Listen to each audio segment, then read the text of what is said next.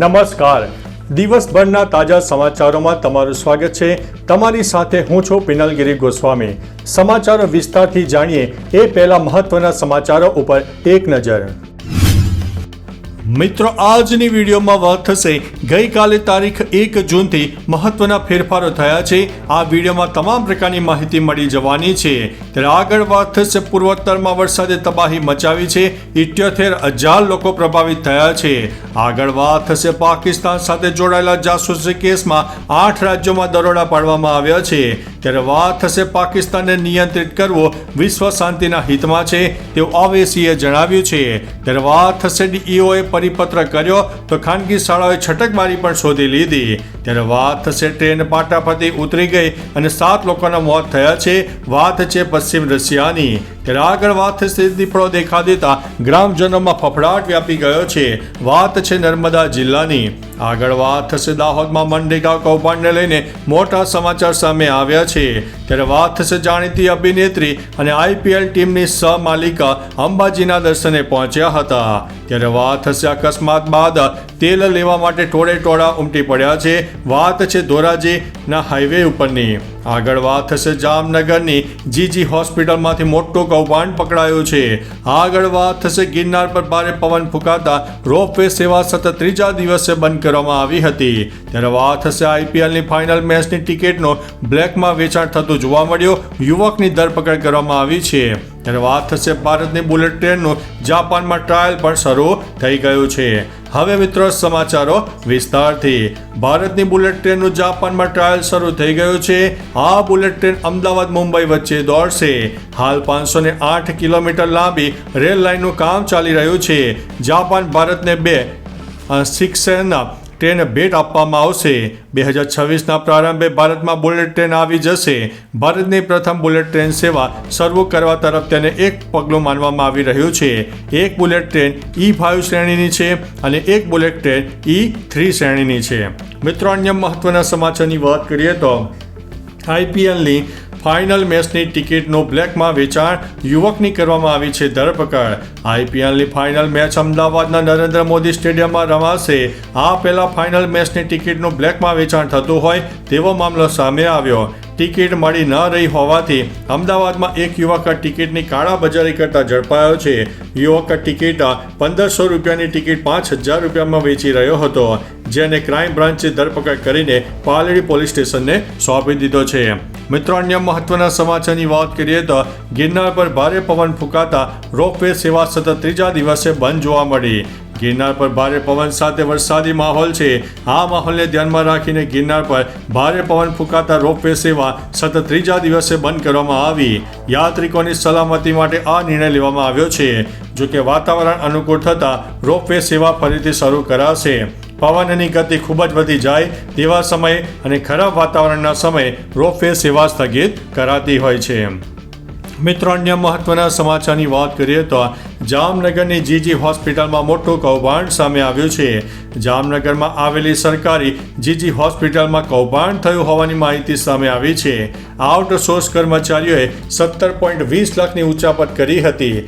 સગાના ખાતામાં પણ નાણાં ટ્રાન્સફર કર્યા હતા। આ મામલે ડોક્ટર ભાવિના કણસાગરાએ બંને કર્મચારીઓ વિરુદ્ધ ફરિયાદ નોંધાવી છે। બંને આરોપીઓ ભાર્ગવ અને દિવ્યા છેલ્લા 7-8 વર્ષથી જીજી હોસ્પિટલના વહીવટી વિભાગમાં આઉટસોર્સ દ્વારા ભરતી થઈને ફરજ બજાવી રહ્યા હતા। મિત્રો, અન્ય મહત્વના સમાચારની વાત કરીએ તો અકસ્માત બાદ તેલ લેવા માટે ટોળે ઉમટી પડ્યા। ધોરાજી પાસે ગમખ્વાર અકસ્માત થયો। ટ્રાવેલ બસ અને ખાદ્ય તેલના ટેન્કર વચ્ચે અકસ્માત સર્જાયો હતો। આ અકસ્માતમાં 10 જેટલા મુસાફરોને ઈજાઓ પહોંચતા હોસ્પિટલ ખસેડવામાં આવ્યા હતા। ખાસ કે તેલનું ટેન્કર પલટી ખાઈ જતા લોકોના ટોળાઓ તેલ લેવા માટે ઉમટી પડ્યા હતા। રોડ પર ઢોળાયેલા તેલ એકઠું કરતા લોકો નજરે ચડ્યા હતા।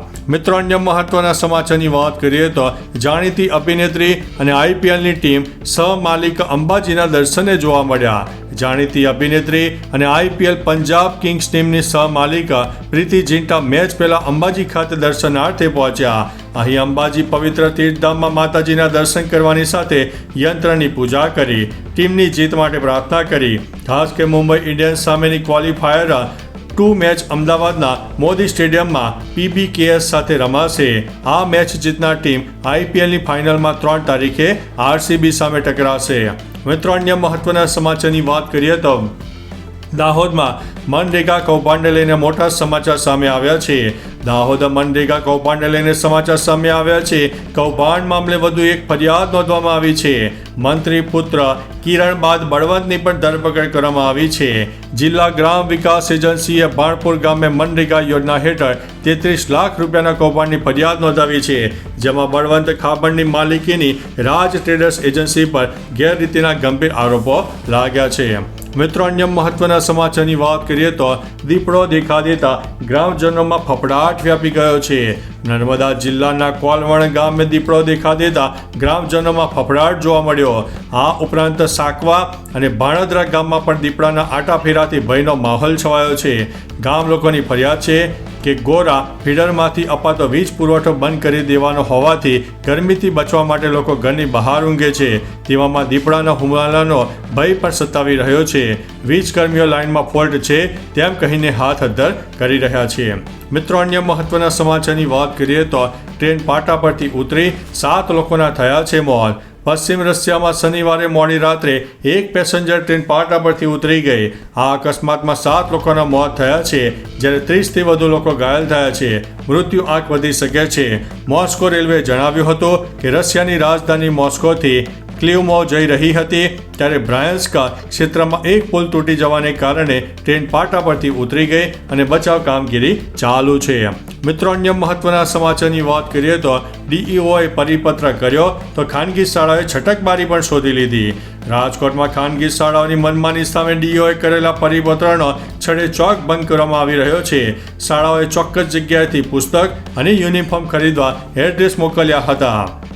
હજી તો વેકેશન ખુલવાને અઠવાડિયાનો સમય છે, ત્યાં જ મોટાભાગની ખાનગી શાળાઓએ પુસ્તક અને યુનિફોર્મની ખરીદી માટે ચોક્કસ એડ્રેસ સાથેના મેસેજ મોકલી દીધા છે. DEOએ આ મનમાની સામે પરિપત્ર કર્યો છે. મિત્રો, અન્ય મહત્વના સમાચારની વાત કરીએ તો પાકિસ્તાનને નિયંત્રિત કરવો વિશ્વ શાંતિના હિતમાં છે તેવું ઓવૈસીએ જણાવ્યું છે. ભારતના સર્વપક્ષીય પ્રતિનિધિ મંડળનો ભાગ રહેલા એમના વડાપ્રધાન ઓવૈસીએ અલ્જીરિયામાં કહ્યું છે કે આ ફક્ત દક્ષિણ એશિયાનો પ્રશ્ન નથી, આપણે સૌથી મોટી અર્થવ્યવસ્થા છીએ. શું તમે ઈચ્છો છો કે આ બધી હત્યાકાંડ દક્ષિણ એશિયાના વિવિધ ભાગોમાં ફેલાય? તો ના. આતંકવાદના મુખ્ય પ્રાયોજક પાકિસ્તાનને નિયંત્રિત કરવું વિશ્વ શાંતિના હિતમાં છે.